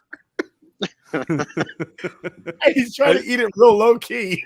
I did the old Russ Westbrook. Have you seen that, Jim? I remember he's like on the bench. You ever see that? No. Who was the pitcher that was eating a fucking hot dog in between innings? That's what you just did. David Wells. But Friday they're honoring Igor Shesterkin. I'm sorry, Igor Shesterkin. Wow. I'm living in the now is what I'm doing. Henrik Absolutely. They deserve to jersey hung in the honor him. rafters on Friday against the who are we playing, the Kraken? Or is that Saturday? I don't know who it is, but all I know is Henrik Lundqvist is getting honored. Love it. Big Rightfully Lundqvist so. fan. He The is Rangers are playing the Playing the Blue Wild. Jackets tomorrow. Oh no, sorry, you're right. It's Friday. the Blue Jackets, the Wild. Who gives a shit? It's Henrik Lundqvist night. Let's go, baby. Friday's the Wild. Yes. Sorry. It's the Hank. Wild. No, the reason they're playing the Wild though Hank. is because what's his name is on the Wild, and he wanted him to be there for the honor. Help me out. Sal. Luke. Zuccarello. There we go. Matt Zuccarello. Yeah, sorry. Drew a blank. By the way, great question, Doc. Yeah, thank you very much, Doc. So I think we got to move on from hockey. We have got two things to go over real quick, and our first one's going to be our new segment. It's what does Gen Z know? Yeah, there we go. Let's find out what Gen Z knows this week. We need some You theme can't hear music you, for this segment. I'm again? muted. Give me a little intro. I like a what does Gen Z know better than ask a Gen Z. So what does a hold on, We definitely need some theme music. No, it's for this just show. does Gen Z know? Oh, hold on. Nick, you're gonna have to edit this anyway because we're probably gonna run long. It's not like we're live or anything. Yeah, not like we're live. All right, so who's up first? Well, Sal, did you do the homework assignment? What homework assignment? You're supposed to. What was I Blue supposed waffle. to do? You're supposed You to were in Google my blue class, waffle. you would fail right now. What was I supposed to Google? Blue waffle. No. Stop. Don't do that. Stop, TJ. Jesus. It's first snuff films, not blue waffle. Jesus Christ, dude. Not No, a down trend. It's late at night. no, Sal, did you Google slam ball? No, I forgot. All right, do it Oh my now. God. Do it Hey, now. Doc, Look it Talk up. about Do things it that we now. bring back. Yeah, do it right now. Slam ball. Bring it back. Slam ball is incredible. Spike TV. Did I ever tell you guys that Coach Carter was a coach for slam ball? No, you didn't tell Like me that Coach Carter coached slam ball. The real Coach Like, Carter. Yes, that guy. Wow. Not Samuel L. Jackson. No, the I know actual- not Samuel L. Jackson. That'd be awesome. Oh, it's like a trampoline. This is You Like, don't they're all- sound they're nearly all- as enthusiastic about this as you should. yeah. They're all like on a trampoline, and then there's like a basket, and they're like, They're on Okay, multiple trampolines. Okay. Try to figure it out. wait, let me find another video. So he's watching this live now. He's Googling slam ball. Trying to watch it for all You're his gonna look like, for like slam ball collisions. That's what you're looking for. yeah, that's what you put up slam ball collision. Oh, wait a minute. I got it. Okay. Like he's Now like I see. Now there's more. There's like more trampolines. I see it. I think there's 6 trampolines or something like that. It Yeah, was there's on three- TV. It was on Spike TV. Yeah. It was It was on on Spike yeah. TV, Spike. yeah. There was 6 trampolines on the floor. There was 3 and 3 on each side. And you would It basically might have been more than that. It might have been 4 and 4. Oh no, it was 4 and 4 because it had one up by the arc. yeah. Did No, you? I've never seen this. 2 like this, and then 2 on the other sides. Wow, he said he's never seen this. So this is the first time you ever There's seen two. slam ball? There's like 2 in the middle, and then there's 2 on the sides. Yeah, so 4 on each Right. side, right? Yeah. hmm Yeah. So basically, it's basketball with trampolines. I've never seen that. What do you think of it? It's Would you wanna Java watch Chamberlain's more? worst nightmare. That's cool. They should put. I had no idea it was even on television. Would said- you it watch says this here- again? If we brought this back and we started a trampoline basketball league, give it a different name, would you watch this? I don't know. You'd have to put like. You have to like, not with just random people. What if Like the maybe G if you League- got somebody Please from on like the episode of, NBA. What if we got the G League and just made the G League slam ball? Why? They're already 8 feet tall. Why do you need to put them on I trampolines? agree. Yeah, these guys were like Joes. These weren't like It was professional. like the 4 of us went and played. yeah, yeah. it That's wasn't what I like- mean. Like Whitey finally had a chance to get up to the rim. I But would they watch could it, jump but then I if we had probably after a few episodes, I'd probably get a little bored. No, so you got to understand, slam ball is like watching American Ninja Warrior. It's not Yeah. something that you actually do like competitively. You watch it when you're at the I bar. You're like, oh shit, that was crazy. Whoa, wait a minute. My mom. Your loves mom watches American Ninja Warrior religiously. I know. I Really? forgot. I'm sorry, Big Dino. I'm sorry. He once, this is my favorite story about Nick, is Nick once tweeted to me, or not tweeted, on Facebook. He posted on my wall a video of American Ninja Warrior, and my mom commented, "Oh yeah, I watched this. This happened like 2 years ago." Where have you been? Like she's like, this isn't new. This is old. This is a rerun. It's like that show Wipeout. Remember Wipeout? Wipeout's great. Same shit. Yeah, Wipeout. Like, It's like, still you don't on, watch right? Sandball. Wipeout You is watch the bootleg Knicks. You watch version of Sandball when you're MXC. drunk, and you're like, wow, that was crazy. Wipeout's the bootleg version of MXC, which was an old Japanese game show, and people would legitimately just get all fucked up. It's like, hey, run up this hill where we're going to send boulders down at you for like a door prize of flip-flops and a bag of candy. And 100 people lined up. Like, yeah, I'm it's in. the most random show ever. So Nick, do you have anything else for Gen Z? I have one more possibly. Yeah. We should all go around. We should all think of one. So, Sal. Yes. If I told you I was going to do the following moves, what am I using? Walk the dog, sleep, around the world, and zipper. What am I doing? Playing basketball? And bow tie. No. What am I No. doing? What am I doing? It's not basketball around not- the world? not basketball. Not best. Get the Around the world now. Come on. Oh yeah, I'm sorry. Give me another guess. Get 3 tries. Does it have anything to do with sports? The Think Invisible 25. Man. Skating? Say You again? take your shoes off. You could do the Invisible Man. Yes, Something you can. about skating. No. Tell him. Around the world, walk the dog, zipper, bow tie. I have no idea. What is it? Tell me, what am I doing? You are using a yo-yo. Yes. Oh, I would have been here all night. One of those I smart never got yo-yos too. What is it? The When smart you- yo-yos when we were kids, they had the one that like With the Dunkin' brains? yo-yos. yeah, the brains. Yeah. the When you brains. said around the world, I was thinking basketball, like the game, like where you had to like Around the go, world like, is when you throw a sleeper and then you whip it around the world. I used, the only thing I could do alright. with it, You throw it down and it just sits there. It sleeps at the bottom. Around Yeah. the world, when you throw it down at the bottom, it sleeps and then you whip it around. yeah. Dude, I remember I spending my never money got on that shit. X-Brains and all that stuff when Yeah. they came out. It was like, The only thing I I could do really with my spent- yo-yo was walk the dog. Walk the dog would be you would get it to sleep and then you would let it roll on the floor and then bring it back. And you hear it. Yep. Wait, what's the other one? Zipper? What's zipper? A zipper would be you sleep it, you pick it up, and you put the Yes. string against itself, and it would zip itself back up into itself. All right. And then I forgot the what's it called? What is it called? The pendulum or the baby carriage, something like that. Oh, you do I had a the yo-yo right now. triangle, Yeah, you you hang in between. let I it- need to do that. Yeah, the pendulum. Yeah, the pendulum. Yeah, sounds like you guys are losers. I've never heard. I would have never guessed it was a yo-yo. You were playing I with, would have been playing with cell phones that had more memory than our Super Nintendos when he was our age when we were playing with yo-yos when we were 12. Yeah, we were playing yo-yos. Like, and the funny thing is, all three of us knew what a pendulum was immediately.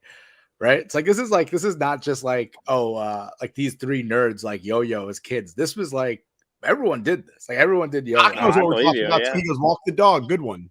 Walk the dog was a lot of fun. I remember when I could learn how to do walk the dog. Meredith says it's called a cradle. Cradle. Oh, a cradle. Good job, See, Meredith. Meredith even knows. And you cradle the yo-yo. Yeah. Yeah, you cradle. That's what it was. That was fun. All right. Oh, TJ, You you have got one one? more? I Not a got sexual one. I got one. Not sexual, right? Yeah, possibly. Oh, Little bit. What is Skinamax? I'm joking.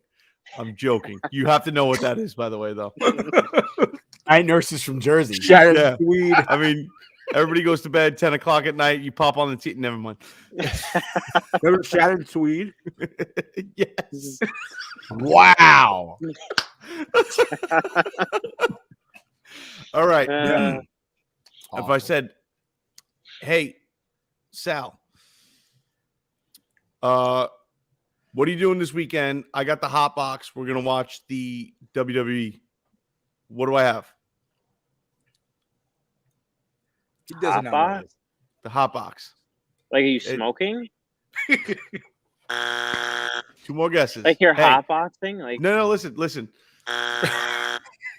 Sal, come over this weekend. It's This weekend, amazing. SummerSlam. I got the hot box. We're gonna watch it. Come on over. like you have the pay-per-view box. No, that's wrong. You're on the right track. On the right Am track. I on the cable box? It's similar. It I mean, is a it is cable a box, cable but what's box. the It is. difference? What's the difference? Yes, between the regular cable box and a hot box. Satellite? No. No. Was Did that we three even have guesses? Am I somebody close? like that? Ding. Hey, give him an X. Give There, an Nick. X. It's number 3. So Was what a I hot close? box is when the cable guy came to install it in your house, your father slipped him a 50 and said, "Hey, I want all the channels unlocked, including pay-per-view." And they code the box to unlock everything. So you got all the pay-per-views, you got all the movie channels, the Spice Channel. Uh-huh. You don't know what that All is. Don't right. worry about it. Do And you know what you got Spice Channel every is? single Yeah. WWE It's wrestling Cooking Channel on match. Food Network. Oh my god, dude, that was the greatest part of the hot box. Is just like, yep, WWE. All the That, and I pay-per-views. remember watching all the Mike Tyson fights. Now they're now. Am all I the going to get sued for pay-per-views on saying this? network. By the way, no. Time Warner Cable doesn't exist. Fuck Time Warner. No, Oh, yeah, because but, it like, also it was in your cable box. it's just a story. We're just telling stories here. It's not true. Yeah, the Spice Channel was like the Food Network, except that they only baked. Food They tank did a I little. ain't buying that one. No, they did a little plumbing. Yeah. They cooked laid pipe. food tank pies. But I think that wraps up. Does Gen Z know? Wait, I do want to say this. So my cousin had the hot box, allegedly, and then he would record the pay-per-views, and then on Mondays was Monday when I got home from school, he would have it at our house for us to watch it. Which cousin? My cousin Mike. Mike Sten's husband, Mike. Yeah, you know Mike. I knew it was going to be Mike. And I would go to school and I'd be like, nobody talk about the pay-per-view last night for the West Wrestling. Don't talk to me about it. Yeah. I'm gonna go home and watch it tonight. And then I would watch it on Monday afternoons like a fucking loser. Dude, greatest investment a parent could make. Me and my cousin watched every single WWE fucking pay-per-view event. Now Every they just single got one. the network. They just got the My grandma network. Now had they got them. everything. My grandma had the hot box, and I only ever caught one pay-per-view because I left my grandparents' house on Sunday. Pay-per-views are on Sunday. So if I'm leaving, I'm only going to, like in the summertime, I can catch SummerSlam or whatever it was. But for whatever reason, I caught it that, I want to say Columbus Day was the next day, that Monday. So I was there that Sunday night. And it was, I believe it was Halloween Havoc. And I must my have been God. like 9 or 10 years old. And Sid Vicious jumped off the second rope and broke Oh, his he snapped. got me for at- life. Oh my! He snapped his leg literally in half. And that's the only Wrestling. that's the most relevant like Brutal. pay-per-view in my head that I remember is watching Sid Vicious's leg bend like this where it's not supposed to bend. Through That his was like bad. 12-inch boot, his leg is bending where his shin should be. Oh god, it was awful. Doc wants to know what was the first wrestling match you saw live. I'm going to be honest with you, Doc. The first wrestling match I ever went to, my dad didn't take me to those things. The first wrestling match I ever saw was Royal Rumble 2008, I think it was. Rook, did you go to that one? We went together? Yeah, we went That was, together. that was my first one. The one with John Cena came back Mhm. and won it as like number 30 or 31. Shawn Michaels broke his nose.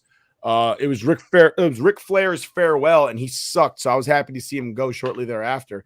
He had a match against MVP, and it was the absolute worst match I've ever seen on TV or live at this point. I remember MVP throwing down a drop toe hold, and Ric Flair just missing it, and I was embarrassed. I don't know why did they put those two in a match together. That was because Ric Flair was still trying to prolong his career because instead of saving his money, he was buying limos and jets, and he was still trying to pay off debts to fix his ugly ass teeth when he was 75 years old, wearing droopy drawers in a ring with like 25 and 30-year-old men, making a fool of himself. But that was the first live wrestling match I saw. It was pretty good. We had great seats too, actually, if I remember right. Yeah, we were on the floor. We sat floor level. Yeah. What, a couple rows back, 8 rows back, 9 rows back? We were behind the fancy like fold chairs to cushions. Yeah. I mean, we didn't get like the special one. Yeah. Yeah. I think the Yeah. first one it was in 06. And it was, remember the Izod Center? Yeah. How old were you in 06? Maybe like 7. And I think like the main event was like John Cena and Triple H. It's not bad. That's what I remember. It was like a Raw, I think. To have the whole it's John Cena, and I didn't have it. My first was I was probably about 13, 14 years old, and it was when the WCW invasion started, like just as they purchased. Oh god, that was horrible. So like I loved it. Watch your mouth. It was only horrible because the big guys from WCW weren't there. Yeah, nobody. Yeah, it was. So it was at the Garden. It was a Raw, and it was I forgot who it was, but someone from WCW won the hardcore belt, and that like started the whole the whole feud of the WCW versus ECW. It was Mike Awesome, I think. Yeah. That sounds right. Oh man, Doc said he feels all of those Andre the Giant versus Big John Studd. Fucking epic. Good for you, Doc. You know, so just so you guys know, a little background on that. Andre really did not like Big John Studd. They hated each other. And the reason for it was at the time, Andre was the only one that was allowed to go over the top rope to get into the ring. And Big John Studd liked to do that. And Andre took that like a stripper stealing another stripper's song. Yeah. And he went out there and tried to hurt him. The story goes that he tried to hurt him and Big John Studd ran out of the building. Yeah. Wow. TJ, what was yours? Did you go to the first? The first one I ever went to. They did WWF at the time. Did a house show at MSG, and it was big on the charity. It was a lot of kids from hospitals and handicapped and stuff like that. They put on a big charity event. It might have been. I question that to this day, but no, it had something to do. It's for whatever reason, a bunch of city workers, also different, NYPD, DSNY, FDNY. They gave out tickets to workers and their kids and stuff like that as well. It was a big, just a charity house show thing. And my father took me and my cousin. We were maybe 10 or 11. Me and my cousin Brian. And the cool thing about that was it was very laid back. Fucking. We were on the floor. I was on the rail. 1, 2, 3 kid came running out. Gave him a fucking big high five. Remember when he used to come flying out of the fucking tunnel, all amped up and shit? I hate woman. Listen, it was epic, and but it was a very laid back thing. We got to go down by the ring. Me and my cousin climbed in the ring and fucking started throwing each other around. And the guy was like, "Hey, you probably shouldn't be doing that, but have fun." And then we went and back, and as we're walking out, my father took us through the tunnel because my father being Manhattan born and raised guy, between bullshitting with people and just kind of walking and talking with different people working there, we end up in one of the back hallways, and I got to meet the Undertaker, took pictures with us, me and my cousin, got to meet George Animal Steel, dude, a whole bunch of fucking people. It was just ridiculous. I have those pictures somewhere in my parents' house. I gotta fucking find them. But it was just absolutely epic. Just to be that close and be like right on top of the wrestlers like that, and everybody was cool as shit. I mean, that's one thing. When you think of wrestlers now and the celebrity, back then it wasn't as big. It was popular more to a niche crowd, and everybody was cool as shit. Like, I mean, to be 11 years old and be seeing these guys, these monsters, these huge fucking men, and they're taking pictures with you and grabbing you. The fucking Undertaker grabbed me and my cousin by the top of our heads, rolled his eyes to the back of his fucking head. I mean, just amazing. After that, how are you not a fan for life? Niche. All right. Well, moving on from the wrestling and does Gen Z know, we have the NBA talk with Stat Guy Sal, and I think me and Nick will be included on this too. TJ, do you want to leave? No, I'm going to stick around because we did actually get a phone call. We did get a voicemail. We do have one phone call up this. We're running a little long, so let's do a quick NBA talk. Just talking Knicks real quick. They had 2 bad losses. I think it was Monday night. They blew that game. They had an opportunity to win against the Cavs. RJ Barrett left too many points to the line. He was 5 for 10. Needs to work on the free throws. Cam Reddish did start playing, but I guess they're trying to slowly ramp him up. Obi Toppin's playing great. Randall, not so much. And I think it's kind of taking minutes from Obi Toppin, which kind of sucks because we have a long-term deal with Randall as opposed to Toppin being younger. I don't know what they're going to do there. But even tonight, Toppin, I think, he actually played 21 minutes. He's getting more into the rotation. Scored 18 points. Knicks lost again.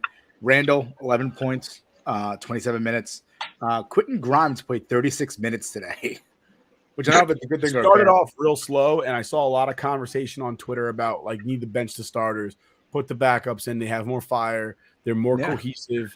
And a couple of comments I saw were like, hey, if you leave it the way it is, you're going to be losing by too much by the half to come back after the fact. Mm-hmm. Which is what the case is.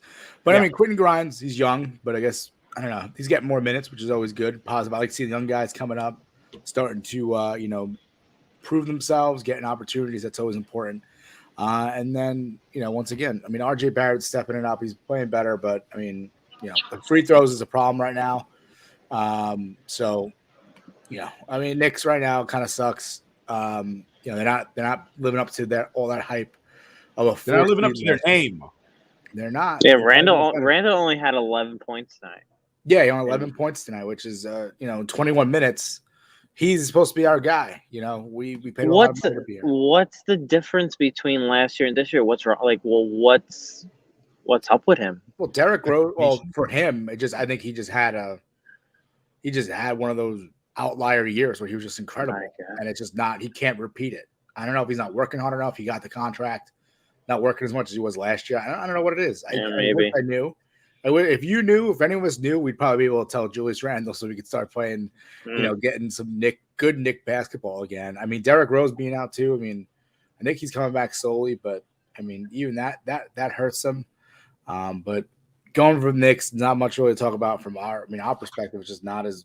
The only thing is Julius Randle's little war that he started with the fans is not. Yeah, that too. That's not. Oh, that's horrible. That's like what Lindor did, and Lindor and Javi Baez did it. And I think everybody. You got to come to realization that you're not going to win that battle. No. Nobody wants you to be more successful than the fans for your own team. Yeah. And if they're booing you, then you need to do what Zach Wilson did and just say, I deserve it. Mm-hmm. I need to be better for them because I know they want me to be good. Starting a war with the fans, you're not going to win. You're just not in New York. You're never winning that war, especially in New York. Definitely. Better men than you have lost. Yeah. Exactly. And Sal, so talk about your Brooklyn Nets. What we got? Oh, big game yesterday. Good. Lakers. Big game yesterday with the Lakers, and another big loss. And they lost tonight too. Right now, no big three. Kevin Durant out. He's not gonna be back till March. They already announced that. He's not gonna be playing in the All-Star game, which is February 20th. Mm-hmm. So I'm assuming he's not going to be back till March. Harden was out tonight, and it was a home game, so no Kyrie. So they didn't have Durant. They didn't have Durant. They didn't have Kyrie, and they didn't have Harden tonight. And surprisingly enough, they only lost by a few points, 124-118 against the Nuggets. So not horrible, especially with the big three out, but it's got to get better. It's way too inconsistent. I get Durant's out, the Kyrie in the home games. You're not gonna have him, and then Harden being out. But last night's game with the Lakers, Harden was a little frustrated. Like the reporters asked him, how the team was doing and what he thought about it, and he straight up said, I'm frustrated. I'm frustrated with the inconsistency. I'm frustrated with the losing. I just want to win. He basically just came out and said that. Yeah. So I'm just hoping it goes up from here. Get on a roll. Win some, go on a winning streak, 3-4 games, and then you could go somewhere. But right now, it's just way too inconsistent. I mean, the Nets. I mean, if you guys make the playoffs, you always have a good team that can make a playoff push. It's just getting there at this point. It's just getting there and having the big three available. Mm-hmm. I don't know how you have such a talented roster and don't make the playoffs, considering over half the league in basketball makes the play. If you don't make the playoffs in basketball, they'll still make playing games with 7 people because that's the only explanation for why you didn't make the playoffs. Yeah. You're either so bad at basketball that you're no longer considered a basketball team, or you're just not playing with everybody because it's so easy to make the playoffs in basketball. Yeah, the Nets should make it. The Eastern Conference is kind of weak. It's definitely not like the Western Conference. The Western Conference is so strong. Yeah. But I think we should be good. I just think we need Durant back. We need Harden to be healthy. And then by playoff time, if the big three is available, we'll be fine. I think we'll be good. Yeah, I mean, that's all it is. Especially a team like the Nets, they'll be fine. They'll be in the playoffs. And then once their guys are healthy, they always go on a run, make a, not similar to last year. They ran last year was bad. Should have won, but they should have won that game. They were an inch away because KD's foot was on the line. Otherwise, that game's over and they move on. And maybe they won a championship last year, but that's one of those butterfly effects, butterfly effects, like Nick always says. One play goes wrong or one thing different. Who knows the outcome at the end of it. But so I know. That's pretty much it for NBA talk. Moving on to our call in here. So we do have a number down there if anyone wants to call and leave a voicemail. We will play it. You'll be featured here. Before we go on the call, just once again. What's that? I would love to hear from Doc. Yeah. Call in, Doc. If you want to leave a message, leave a question. Feel free. We might not get into today, but maybe we'll wait till next week. Call us in next week. We're usually here live every Wednesday. Just once again, Twitter, Score Addicts Pod. Facebook, just search Scoreboard Addicts. Also follow Belly Up Sports. We're on the Belly Up Sports Facebook page right now, live. So feel free to follow them as well. They're also on Twitter, Instagram. We're on Instagram as well, Scoreboard Addicts. We try to post pictures and stuff like that there. We're not as active on Instagram, but follow us on Twitter. That's where we're most active. Subscribe on YouTube, and also subscribe to our podcast on Spotify, Apple, and we're on Deezer now, and Spreaker. And once again, lastly, if you disagree with anything we're saying here or you agree with us, then leave a comment here on our YouTube page. We'll repost this. This will still be available in our live section on our page, but we'll repost this again as episode 31 for the podcast anyway in our regular videos, because sometimes with live, it's like a different section. So this will be posted again, and if you have any comments to make, please feel free to leave comments below. And then discuss with us, and maybe we'll answer back, and we'll have a little discussion about Hall of Fame, NFL, and NBA. And guys, if you're gonna call in, please leave some kind of name or Twitter handle or something so we can hit you back, because a lot of times we get these calls and we don't know who to hit back. Some of them are pretty funny. Yeah, we're gonna do a contest soon too. Maybe we'll do funniest voicemail wins or something for a T-shirt. So I like that. We excuse me. So what do we got now? We might have our first candidate.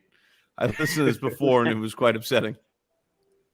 So again, they didn't leave their name or any contact info or anything like that, but here we go. Well, let me get to it. I apologize. Great radio.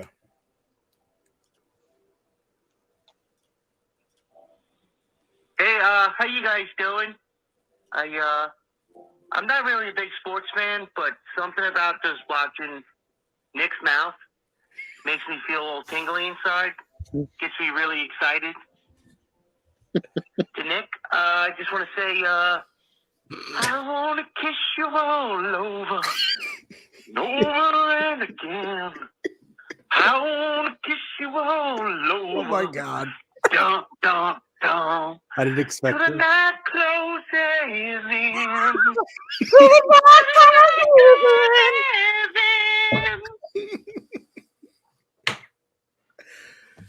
Is that what?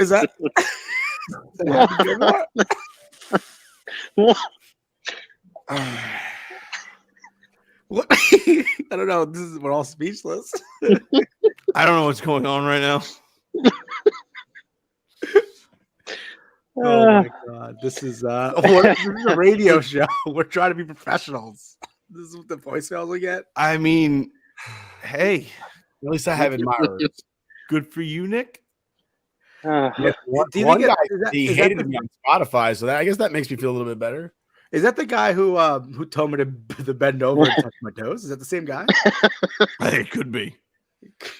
I mean, listen, late night on Twitter, our number must get around and the freaks come out to play. But hey, thanks for contacting us. We'll take any fucking calls we can get at this point. Who wrote our number on a restroom? I'm sorry, not restroom, but rest area bathroom stall? That's definitely what happened at the Cheesequake site. Yeah, the Cheesequake on the Garden State. Oh my God! But I'm sorry, I can't top that voicemail. That was classic. This is a radio show. Doc. Nick and his mouth have a fan. Nick's gonna talk like this from now on. Just always be like this, so no one can watch him now. Listen, remember out there, you don't need a hot box. You have the Scoreboard Addicts podcast. All right, Nick, take us on home. Some way. Good Lord. All right. Well, I'm speechless. I'm just a boy, Doc. I hope Doc, if you haven't had the chance, watch our Slap Shot review I can see you have one of the characters from Slapshot in your Dr. icon. We did a review of Slapshot a week ago, 2 weeks ago. Yeah, we do a couple of them. Do Slapshot. Also, if you're a wrestling fan, we did Ready to Rumble. Yes, so check us out. We have tons of content. Will be Mr. 3000 because it could not be more relevant than right now. You'll see upcoming Mr. 3000 and Miracle with the upcoming hockey Olympics. Yeah, and then be like Craig Carton. Tell your friends, subscribe, follow. Yeah, let's grow this absolutely. Please like, share, subscribe. Scoreboard Addicts podcast, Twitter, Spreaker, Deezer, YouTube, Instagram. We're on Tiki Live with Belly Up, and we're on what's the Belly Up Radio Network? Belly Up Radio Network. Burns. Yeah, Belly Up Radio Network. Please follow, like, subscribe, share, all that good stuff. From all of us here at the Scoreboard Addicts podcast, we appreciate you spending this time with us. Thank you very much, and have a great night. Good night.